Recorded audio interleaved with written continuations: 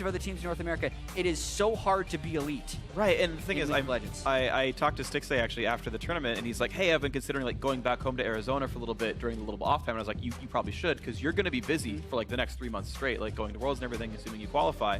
Like, I think it's worth seeing your family for a bit. And like, you know, I don't think it's like the vacation is the reason that they got completely screwed, but it's like, yeah, you are busy for the rest of this time. Like, you've got to keep pushing hard, and the very top teams do play a ton of games and put in a ton of hours, and we are seeing the fruits of this labor for many of these teams. TSM and Immortals, for example, guaranteed to be in the top 2 heading into the playoffs, and many are very excited about those teams. CLG hoping to join that upper echelon, maybe be the 3rd team to go to Worlds. And really, these picks and bans are somewhat mirrored. CLG with the same first 2 bans as they had on the other side. NRG more banning what had beaten them. But to kind of get back to that point, CLG are the back-to-back defending champ. Right. Like, let's be completely clear about that. They had 3/5 of that roster return for the spring split, and then technically, going into this split, they were more likely than ever to win it because they returned their entire roster for the first time and had also had a great showing at a major international event. So it would seem like they would have just cruised through this split. Things are never as they seem, obviously. A lot of improvement happened in North America. I think CLG did get a little bit worse at the start of the split, but they are definitely on the path to improvement. I still want to see Darshan recapture that dominant best top laner or close to best top laner in North America feel, because then I think CLG really turns the corner and has a legitimate chance of defending their championship. Until that happens, though, I think they're still sitting around 3rd place. They still have some time to get that done.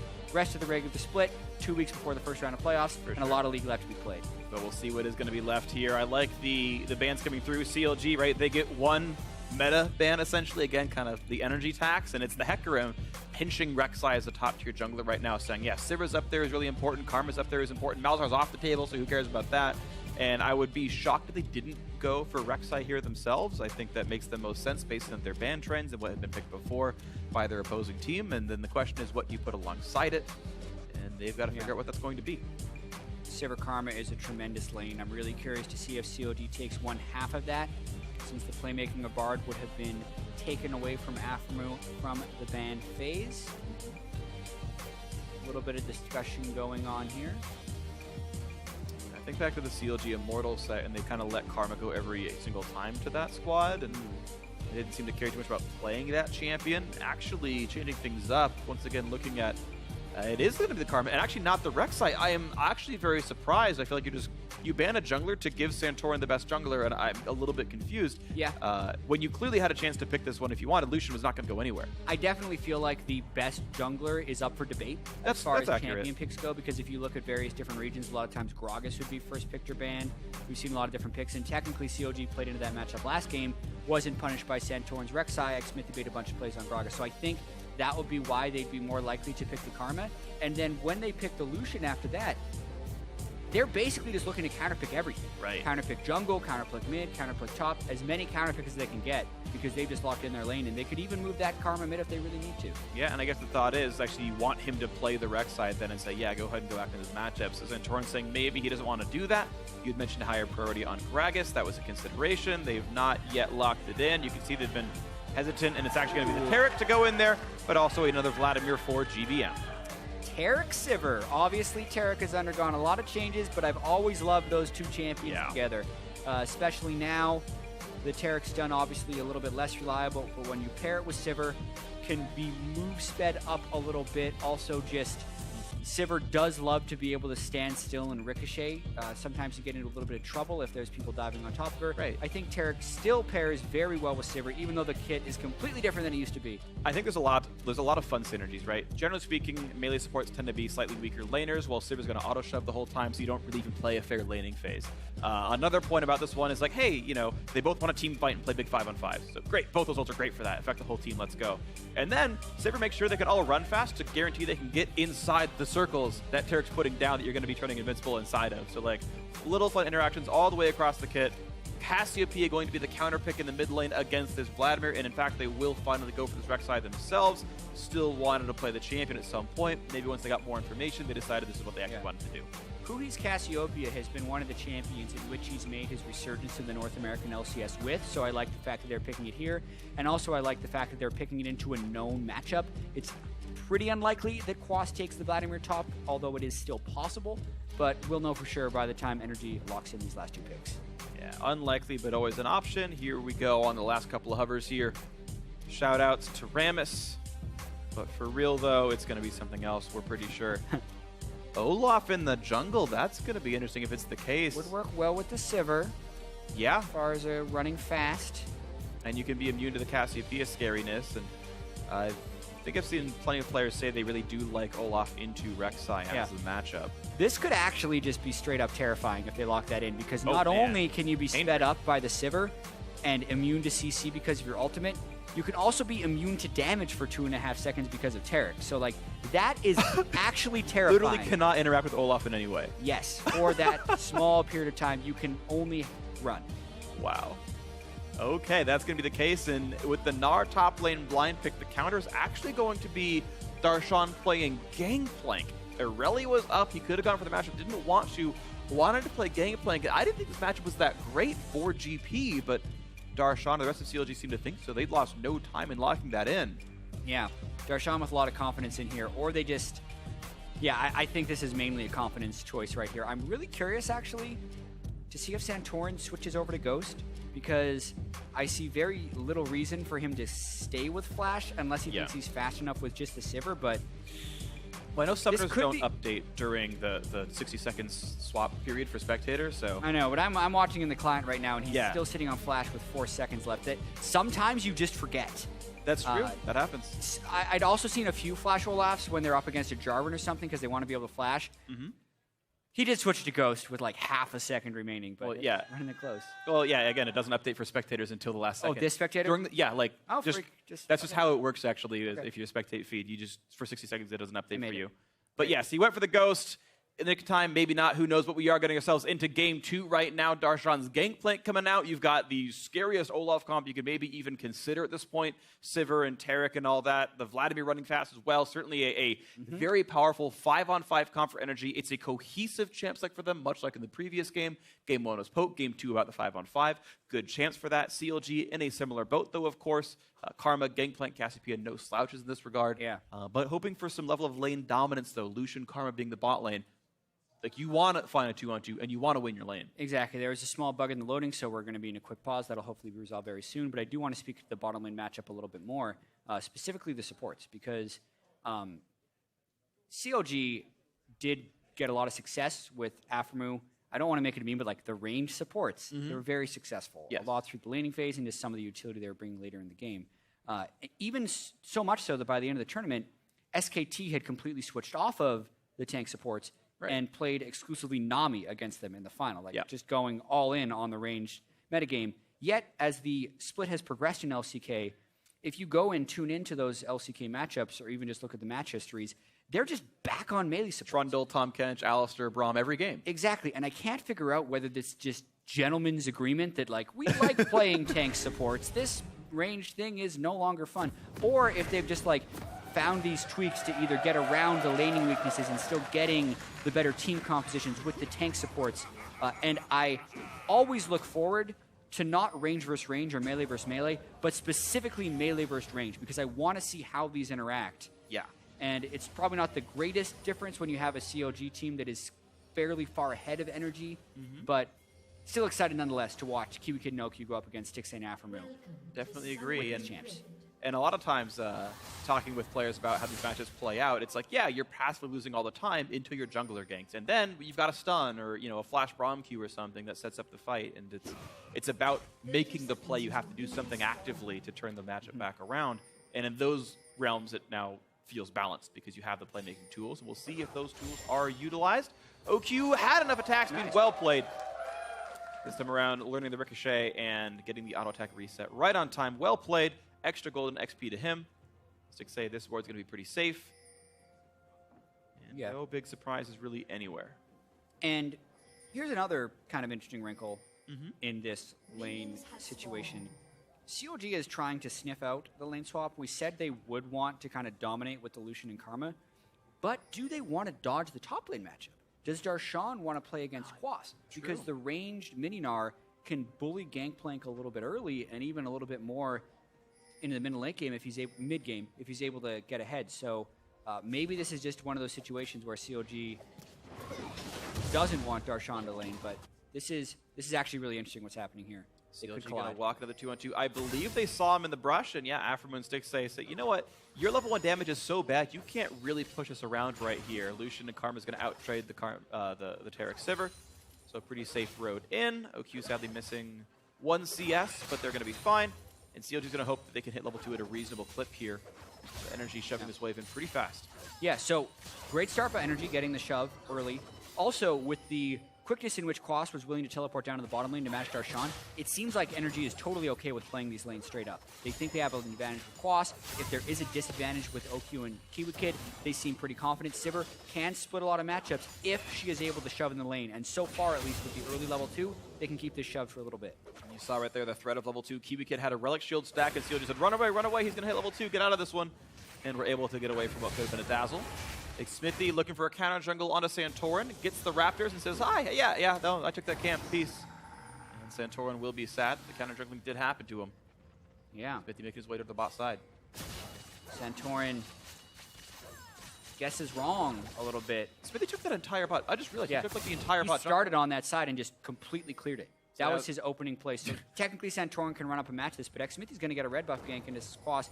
You could still outplay this. Yeah, he should know that gets away. Smithy could not find the knockup. Good angle on the leap. He could have been interrupted mid-hop if he went the wrong angle. He did not do so. He played it right. And yeah, now the question is, can they answer all the farm right now? Because Santorin's going to get the jungle. And Hui's got to actually be very careful right here because they lost control of that top side. Hui should know this. Oh, nicely played. Yeah, Santorin pops the Ghost. He was already bastioned up by Kiwi Kid, so he could duo the stun in there.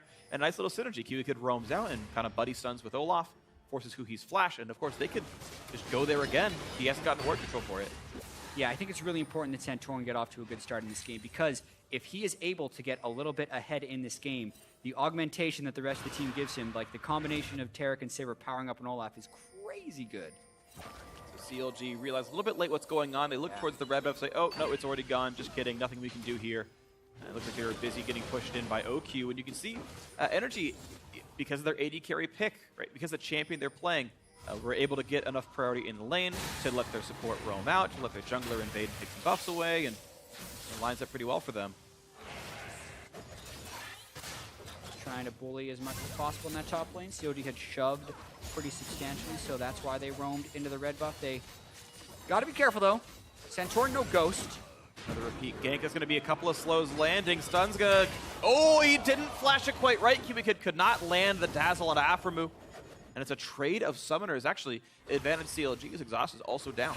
Yeah, I really like the idea from Kiwi Kid to try and flash, but Afromu just had such a great angle. A lot of people would flash straight backwards. Kiwi Kid just tried to react, but basically the timing in which Afromu flashed away wouldn't have given enough time for Kiwi Kid to react flash in the right timing. Like, Afromu played that really well. Yeah, it's another fun point is mind gaming reaction speed. If you do it within a quarter second, you just can't process the information fast enough and click to make your Dazzle land. Kiwi Kid tried, didn't happen. And again, a very well-played escape by Afromu. And it's going to be, right now, though, a 200, the small gold lead for NRG. They're doing great in the mid lane. They're actually not winning the top lane matchup, this Quas vs Darshan matchup, the solo lane's down there. Darshan actually doing excellently. Yeah. Yes, he got a gank early on, but still doing very well in a matchup that was maybe a little bit risky. He got a gank early on. Quas's jungler and support were on the other side of the map the entire time, so I imagine the team was telling him, like, yo, just don't die. Also, Darshan was able to start in the lane, whereas Quas had to teleport to the lane, so he had to have another level of carefulness if he engages in any big trades. Darshan would be able to reset. So even though the Mininar can be a really good laner early, I think there were a lot of inbuilt advantages that CLG had in that one-on-one lane to give Darshan the ability to get the CS advantage. The map changing how the one-on-one play otherwise. Nicely done. And yeah, NRG taking the safer road. You know, 200 gold from CS, like, not really going to win you or lose you the game. That's okay. It's not the worst thing in the world. And Darshan just getting rid of the minions as best he can. Last hits quite a few of them. as Gangplank's do, is going the Bandit Mastery as opposed to Dangerous Game, because if you parlay his face, you get 10 gold for it. All right. Darshan might try. Squaw's not going to give him the chance. Yeah, Gangplank not necessarily a playmaker early, but as he farms up towards the late game, it gives CLG that nice insurance. The amount of damage they're going to be able to put out with the Cassiopeia and a Gangplank is extremely high. Also, trying to do his best to zone qualify some of these CS. Plus 190, takes the turret shot back for about half that.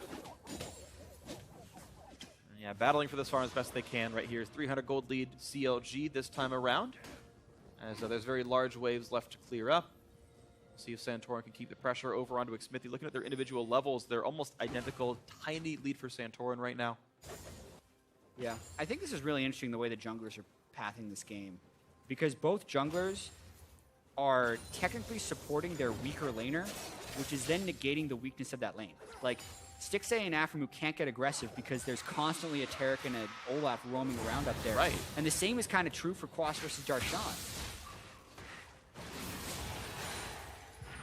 GBM, though, continues to have pressure on that side. A nice stun's going to land. Darshan did not have oranges up. Pops the ulti, and he's going to clear away some of his minion wave. But, yeah, Darshan's been spamming oranges on cooldown to heal, and Quas, knowing that cooldown was there, just came in and smacked him down. Unlucky. Third or fourth CS have actually seen him miss just based on timing.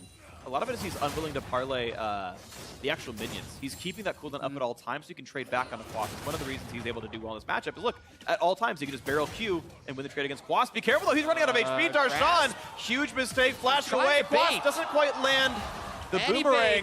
But Xmithie is now here. As long as they play it right, it's a bad situation for Quas. Lands the boomerang, but there's the poison, there's the kill, and there's first blood in for Darshan. The bait is successful. Yeah, he didn't have the mastery, but that was a dangerous game he was playing right there. Because if he doesn't dodge that Q from Quas, he probably dies. A lot of confidence in himself, though, and Quas does take the bait entirely. Works out for CLG. Well played by Darshan. Wow, all right, so CLG looking pretty good in this one.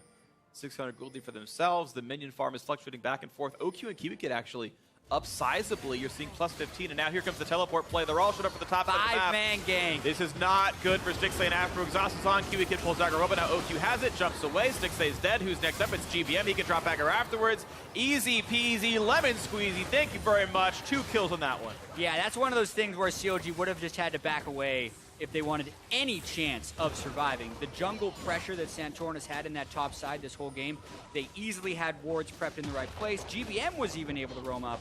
It's double kill. They're going to probably end up trading turrets because the best CLG could do once they were in that situation with Stixxay and Aphromoo being dead is trade the turrets. But overall, that is just a really good move by NRG. They took initiative. Yeah. They did the 5-man gank. They understood that this wasn't going to be able to be counterplayed. And yeah, they have Olaf up. Quas teleports in. Just for icing on the cake, there's a Vladimir here too, who's ghosted up. They even get the first kill onto OQ, which is ideal. They get the second kill onto GBM, which is great. The 2 carries get the kills. Great 5-man game.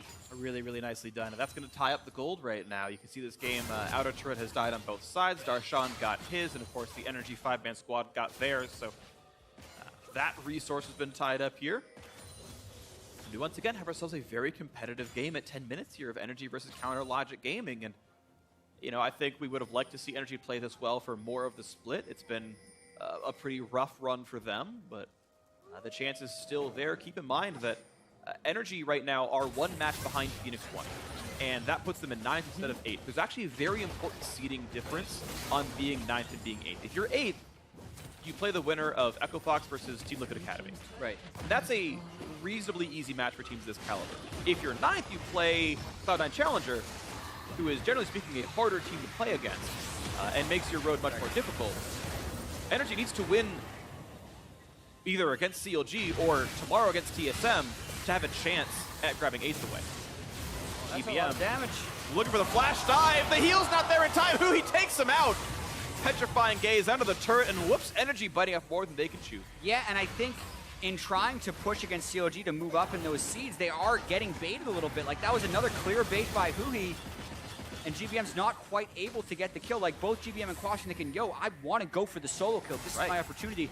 But they're taking some pretty big risks in doing so, And both of CLG kills have actually just come from baiting GBM. Like, you don't actually see baits work that often in pro play. Right. Like, it's usually pretty obvious when someone's putting himself in a bad position. That's like obviously bad, but maybe it's the energy greed kind of taking over. Both solo laners have fallen for it.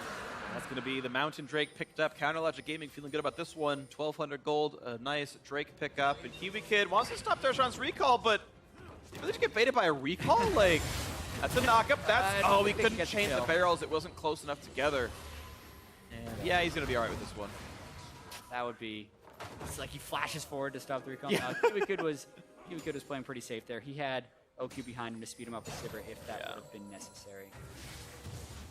Yeah, risk not too great right there. Bot lane pressure is here, and Smithy is waiting in the wings to reinforce his team. He rushed Ninja Tabby, by the way. It's a very physical, damage-heavy energy squad. Smithy is weeks 2 already. Yeah, watch this one. The Rek'Sai ult's over. GBM is in between the turret, and X-Men's just like, okay, I will hit you now. But then even now, GBM could run away.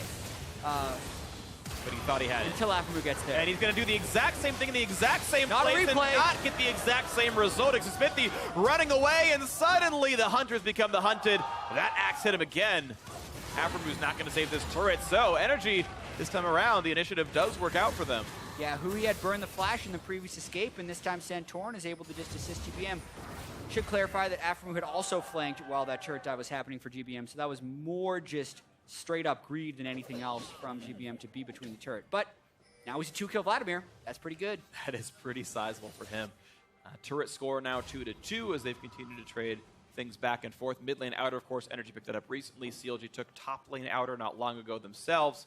And once again, it's NRG trying to make the play first. And guess what? No one is here to defend this turret. Just a cannon barrage, which turns out is not quite no one. Gangplank's here. He's everywhere. And it does save the turret, while giving Darshan the ability to shove in the wave. CLG have their dual lane back maybe in time to defend that turret. Yeah, watch this one more time. He throws out his miasma. No more slow field, and really GBM. I feel like GBM made his own call there, and Santorin's like, please, I can help too. I don't think he even got an assist on the kill. I didn't see him touch him. That was a solo kill by GBM. I can go back and check to make absolutely sure. Oh, he did get an assist. He has 3 assists on 3 kills. Right, so yes, that's the answer. He must have landed an axe before the full dive or something. He might have smited, that's easy. Huh? Yep, could be chilling smite. Smote. Smote. A ward in the back line. They did not see OQ. And Kiwi Kid has a sweeper, so no ward allowed for you, Counterlogic Gaming. Similar, the pink ward goes down. Now we'll see Smithy go for a red buff steal. So again, a very, very tight game right now. GBM happy to play aggressively. It feels like he's gotten some of his swagger back. And Santorin actually... No, it was Hui gets it. Oh, Hui got it. Santorin got 30 gold for killing something else. I think he like docked the ward down or something. I think he like took small parts of the red buff. I just saw gold pop up. You're right. Hui got the red buff. He has it. And now it's some threat on a GBM. Mini wave cleared. Mid lane is down as well. Counterlogic Gaming continues to knock down turrets pretty successfully. They've gotten 3 already. It's been a very aggressive game, actually, of teams looking for structures to kill off. Yeah, favor to map pressure, and Darshan's also getting very far ahead of Claws. So even if this game stays relatively close in gold, like the Cassiopeia and Darshan and Darshan's Gangplank seem like they're going to be doing pretty well in team fights. Yeah. Overall, force is done. Overall, though, with like the Taric and Sivir, it could equalize when they're getting super late games. So not that COG should be playing with a lack of urgency, but they definitely do have good scaling. Yes. If they can't make plays now, they still have the opportunity to make them later. There's certainly not an obvious winner at a 60-minute team fight, so that's it. One easy way to put it. Bottom lane, priority was to CLG, though that was sent to the bottom tier 2 turret. Flash engage again. GBM really likes fighting Hoofy. Just look at the damage up what he's got. Nice dodge, petrifying gaze. Here comes Santorin. This time it's not an assist. He gets the kill, chops the axe down, and here's the re-engage in the mid lane. Look at all the damage of it coming across. Darshan tries to kill off Santorin. He does so, and Smithy now to re-engage. GBM can heal right now. Too much health back. Smithy should not be in this fight anymore. Tunnels away to his Raptor Pit. That is a 1-for-1 mid laner and jungler trading lives. Yeah, super close fight, and GBM, call it greed or something else, he's going for it. Yeah. And he was successful in this one to get another kill onto Hui. The really quick turnaback when Hui tried to get the petrifying gaze was beautiful from GBM in that duel. Where was this GBM all split? Like, why has NRG just looked this great? Because I know CLG is playing reasonably well. NRG actually playing great themselves. It's just unfortunate for them that they're 4-12 heading into this. But if this is the form that they're in, this bodes well for their chances of staying in the spring split. Yeah, it's one of the hardest to answer questions for GBM in particular, because he was in the upper echelon of Korean mid laners and then comes to North American, and statistically he's near the bottom. Yeah. And that's not to say he hasn't had some great standout performances. Right. But he's also had some massive duds. So I think a lot of it is inconsistency.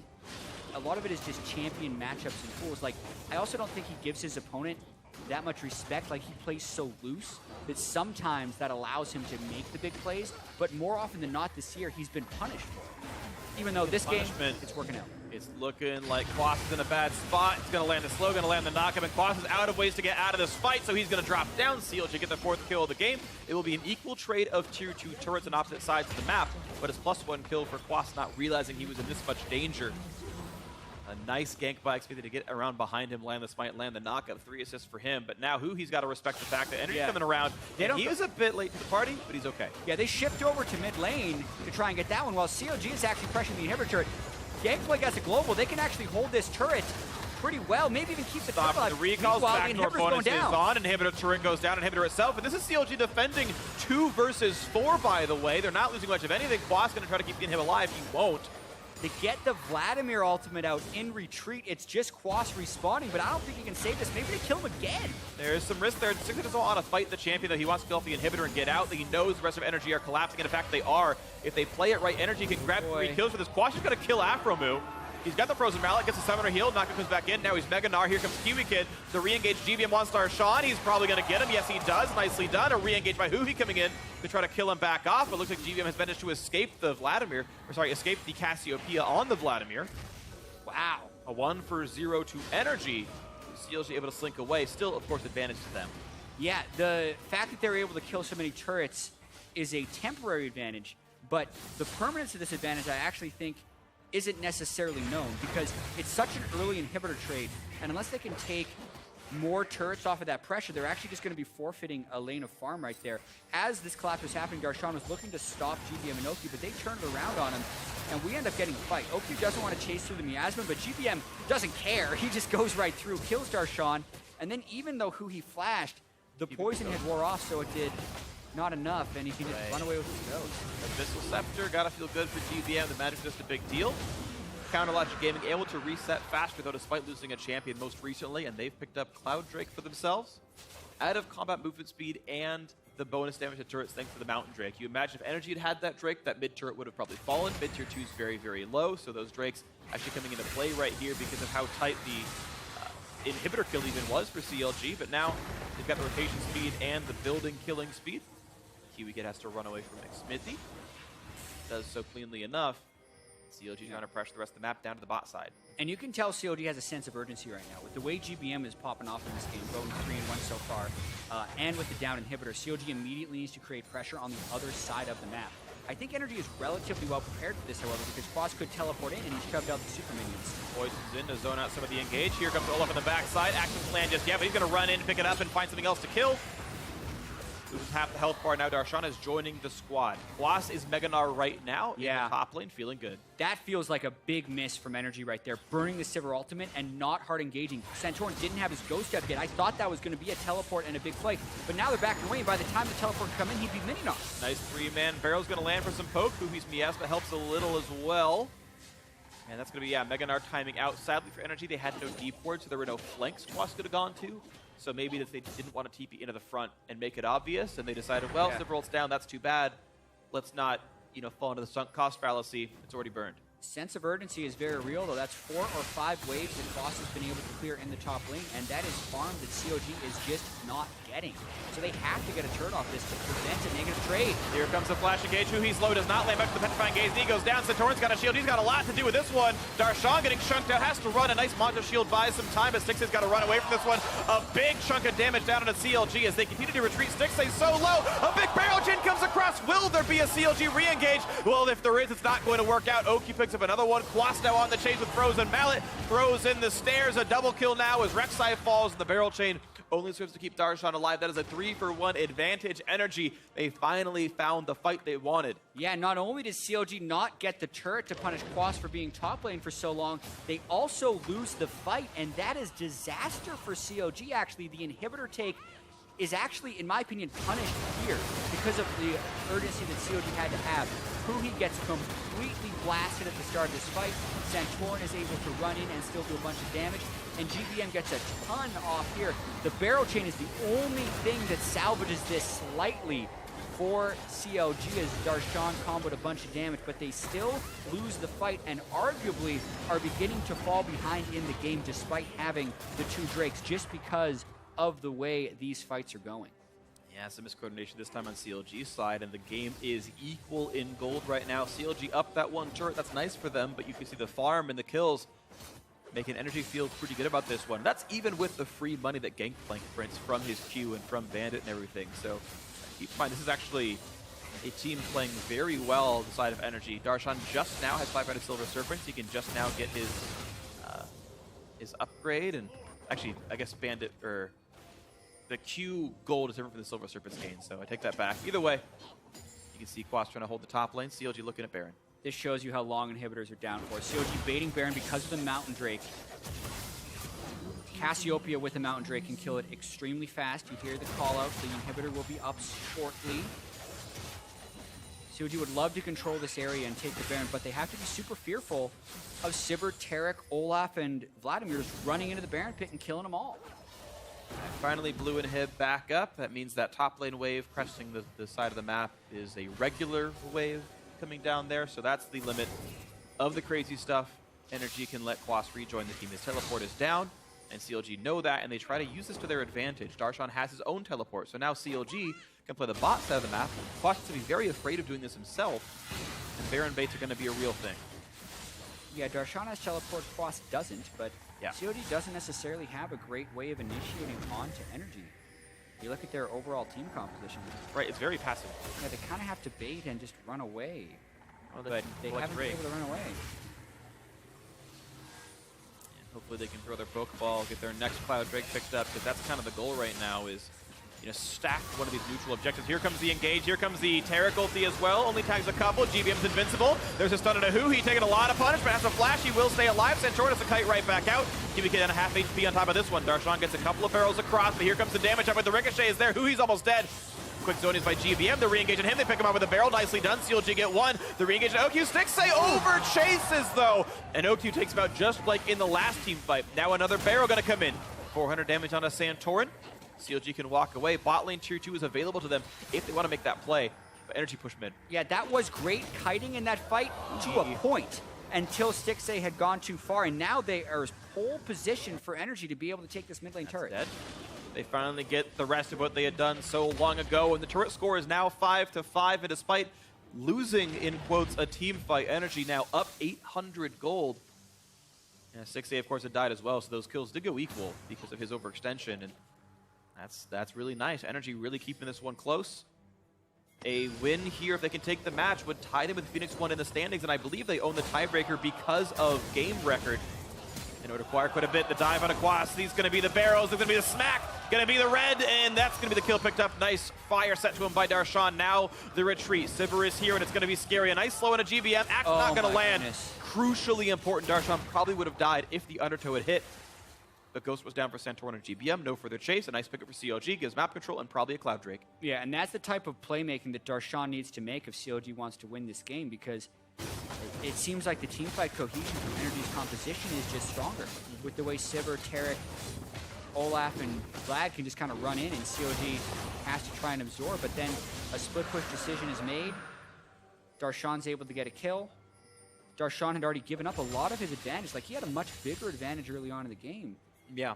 But that kill leads to another Cloud Drake. Keeps him in the game. Definitely does. We'll see what else Canalot Gaming can do around this Gangplank, because CLG are by some metrics losing this game. Yes, they have the buffs. Those are nice, but they don't matter once you're in a pitched 5-on-5. Something you have to consider for yourselves. We'll see if CLG can play the rotation game. Of course, they've got 50 bonus out of combat movement speed. Like, they can get in and out of things pretty easily. Sivir ulti almost just like ties what Cloud Drake does at this point. It's an exaggeration, but it's not terribly far from the truth. I mean, you and I are casting a game, and we haven't even mentioned Cloud Drake yet. How Still crazy now. is that? There's a lot of movement speed, though. Like, Did you know it's better than 3 of the previous Cloud Drakes? Thanks, chat. I did know that. No, but it actually is somewhat important in this matchup to have that out of common move speed. Not as crazy as you would think, though, just because NRG has so much more with the Ghosts and the Sivir that can run them down. This is a very dangerous Baron, though, for NRG. And this NRG taking it without any Drakes themselves. Of course, they don't have that mountain damage output here. CLG coming around. Here's the Sivir ulti in. They're looking for the play. A big Taric ult, and who's going to be caught? It's Xfinity who gets the wrong way, and it's just Santorin throwing axe after axe after axe. Xfinity getting worn down. Afro there for the shield. Another undertow lands, and CLG's got to get away from this one. Barrel's going to slow Kiwi Kim. There's a stun on Xfinity. A great petrifying gaze, and it should still be the kill on to maybe. Yes, it will. Nice pickup. OQ unstoppable, having a good game for himself as well to be a great carry alongside GBM. Yet again, NRG winning a 5-on-5. CLG looks like they're doing amazing things when they're kiting back, but they're actually not doing any damage while they're running away, so you can only run away for so long. Yeah. Huhi's now dead, and NRG is going to probably just try and pull this off again. They chased for so long. Sivir ulti's already 2/3 back. It is already almost back. This is going to be a scary thing now. GBM on a flank. This is maybe risky on either side. You never know how it's going to play out. Barrel's not going to chain together. Nice last hitting by GBM. Here comes the attack onto him, but he's going to heal himself. 16.5 HP. He's got to run away. Huhi back up in 4 seconds. Can run back from the base. NRG looking pretty good here. GBM and Quas have been really good at killing Darshan's barrels. Yes. That's one thing I want to point out. Like, they're timing that just right. Or Darshan is a little bit slow on the timing, but the outcome is that the barrels are usually dying. Right, and the funny thing is, like, really, really good Gangplanks, you never even see the health bar hit 1. Yeah. It literally goes from 2 to the bullet lands, like, the frame after it turns into 1, and, right, I mean, every Gangplank player has played Gangplank more than everyone else has played against Gangplank, right? So, like, they have hundreds of games of learning this timing to actually frame perfect accuracy, which changes based on how much you've moved. It's one of the most intricate timing details in League of Legends that some of these players are ridiculously good at, and then even still some players can outplay it. And quietly, while GBM has been being such a distraction, OQ is 5-0. And also has kind of reached critical mass on Sivir here with the 70% crit build to get the ricochets going through, making it harder and harder for CLG to teamfight this. We do have to remember, though, this is CLG. They were down 4 Drakes and 10,000 gold against Team Liquid last week, and then just got a 5-0 teamfight win. So you can never count them out in late game teamfights if they can get the right start. In this game, the right start would be a good Cassiopeia ultimate or some good barrel chains. Here comes the attempt. It's going to be the Vladimir Hemoplague across. He's got to run away, but now he's separated from his team. His flash is down. He's going to get just attacked and assaulted and taken out right here. Nothing to do but die. GBM has slain Huhi. And again, NRG winning the team fight, taking map control. But the thing is, they're trading resources back and forth. The gold stays equal. The question is, what can NRG even do with the power play? Yeah, they have no Mountain Drake, and this team doesn't kill Baron exceptionally fast. They're just going to look to get kill after kill and maybe pick them off 1 by 1. Might just get it expected at a half HP, but a barrel chain knocks down GBM a fair bit. The re-engage towards Quasi hops the wall, 5v4, 18 seconds on Huhi's Cassiopeia, and NRG down to half HP on all fronts here. They are injured. No ultimates up for them. This is a little bit risky, depending on how much poke they can take. If a barrel chain goes in here, Baron's NRG would be dead. dead. Damage. Now, NRG has to be careful to not die on this one, but Darshan doesn't have enough barrels to really chain people down. He's going to be okay. Yeah, NRG disengaged, but this is all they're really getting. They're getting 1 kill and then nothing else because of how much CLG can kite. Like, when Sivir down, CLG has 50 more move speed than you. You will not catch them again. They can choose to dictate when you fight. Lo and behold, their situation. Out of combat move speed has been fairly useful. Karma definitely assists that as well in trying to counter the Sivir move speed, but eventually, CLG will have to fight back. Like, they are just running away right now and maybe trying to get these Drakes as their win condition.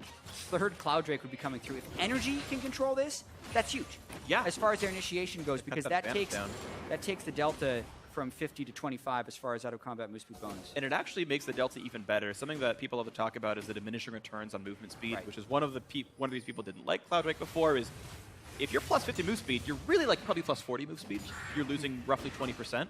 plus 25, you might get the whole 25 out of it. Yes. Like you might cut the difference to 15 from 40, which is percentage-wise obviously a bigger cut in this one, and that might be something that happens here for NRG, but CLG gonna hope to get it for themselves, of course. Yeah. So the prep for this would mean that NRG should just be basically in the Dragon Pit, because that way they can chase out of it, and they're the stronger team fight. But they're not there yet, and they're actually taking poke from CLG. GBM in half, the gameplay goal to cut him down as well. Here comes the attempted engage. GBM gonna turn invincible. He's got nothing to do to himself now. Putting into the back line, Pops and Zonia still won't go down, and the kill comes to who he's next. It's gonna be next. A double kill for Santorin, and it's 650, forced to run away. GBM heals again. This will be a 3-4-0, and whether you can run or not, it feels like NRG can catch up to you.